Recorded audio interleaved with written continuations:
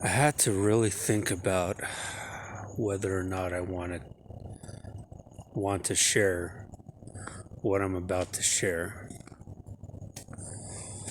I'm reluctant to do so because this was a vision that felt very personal. However, there's something about it that seems like it could be interesting or beneficial to you guys. And what makes me think of it as a vision rather than something I just made up is that immediately afterwards, so this is related to pyramids.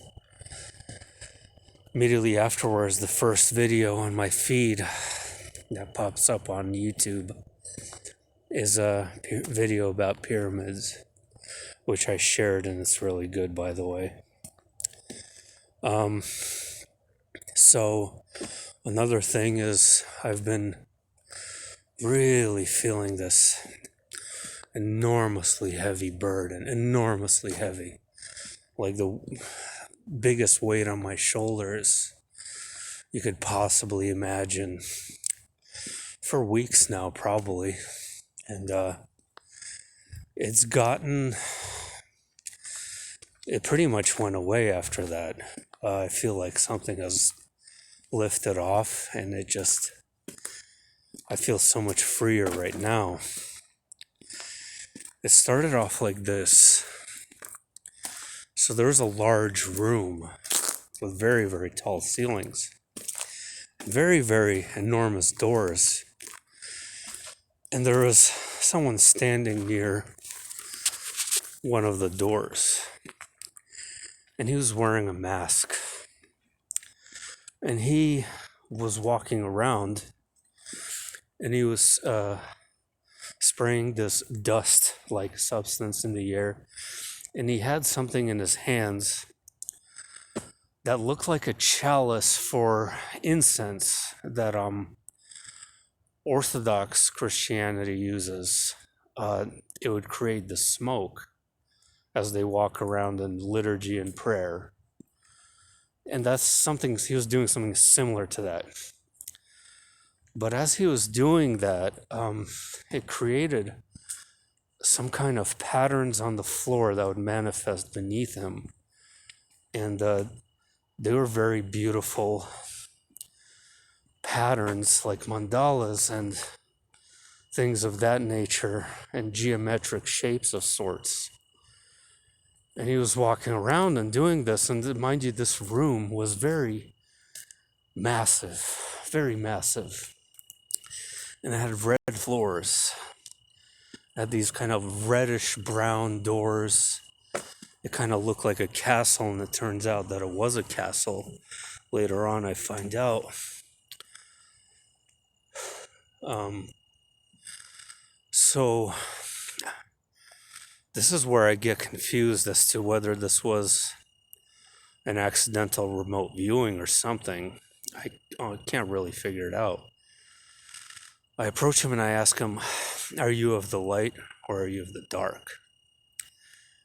And he stares right at me and says, "Neither." And I remember being really confused. So this was happening in a state of half sleep, meditative. I turned on some kind of calming music, meditative music. And he said neither. The scenery then changes and I'm outside. And now it looks like a very massive balcony in this castle-like structure that's like overlooking what looked like an ocean. And I remember it was dark at night and the sky was really serene and really beautiful and extremely calm. Like it was static, it was not moving. And there was an individual standing there. And I don't want to describe what they look like. It was a female. there's something specific about her that I don't want to talk about right now. But she was standing there, and I approached her, and we started talking. And I tell her that I'm tired, I'm weary, I'm burned out of the earthly existence. Like, I don't know why I'm even saying this, by the way. And she says, appreciate every moment that you have here. It is a gift. And I say, I yearn to experience something different. And that's when she showed me something different, a different manifestation of consciousness and experience in this realm that is almost too difficult for me to describe, which is another reason why this vision is so much more real, because to manifest this in my own imagination would be extraordinarily difficult with the things that I've seen that are so hard to describe. But there was people, human people, that were living in existence that was totally like a mind existence, where, oh man, I don't know how to describe it. It was a really strange realm. It was like, it looked like a world. It was a rocky, cavernous world that had all these canyons and rivers. It was just nothing but canyons and rivers everywhere. And they were living in a state of totally dedicated to mind creation, assertiveness and attentiveness to manifesting with mind. And they had this ritual of, like, it looked like they were sun gazing or something, or whatever their sun was. I guess that was their sun. And through this kind of routine, I got to see, it was like a routine.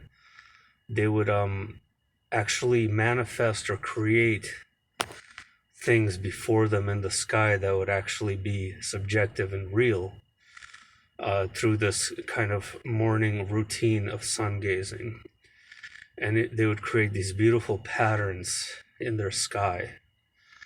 And I was seeing this, and she told me that you will soon go there. You will soon have this experience. You want something different, you will receive something different. And it was interesting. The way she said it was so pure and so real, but then things got so weird. I started seeing something completely different. It was like iPad Go 2, that's how I can describe it. She says that, by the way, this is probably the longest period I haven't watched iPad Go 2 at all, because I'm so over it. And for this to even be brought up right now is pretty astonishing. But she told me that there is this false god that is in a relationship with the genome of the human race, that is like the Stockholm syndrome,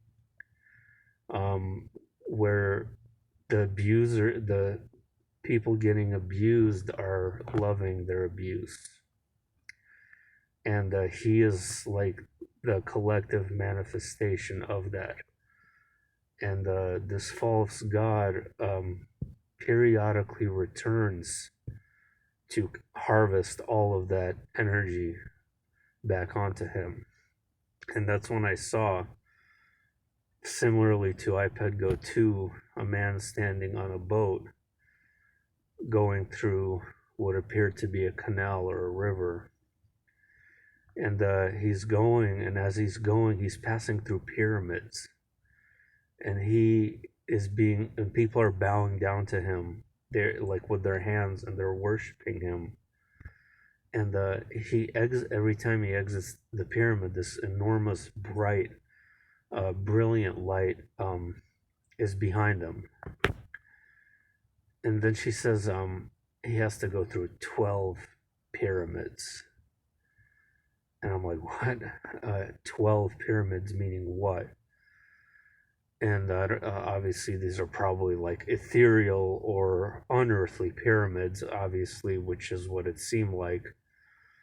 And so I was shown that in each of the pyramids is an Egyptian deity of what we think of as Egyptian deities.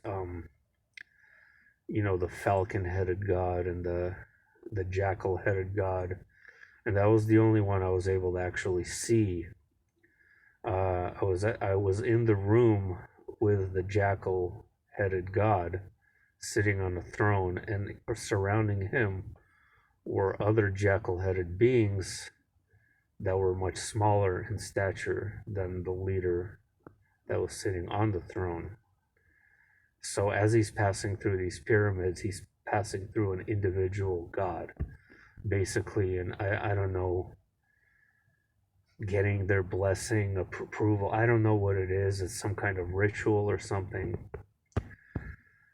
Okay, now this is getting weird. So she told me that he just entered the 12th pyramid, the last one before he exits, and as he exits, the world will burn in flames.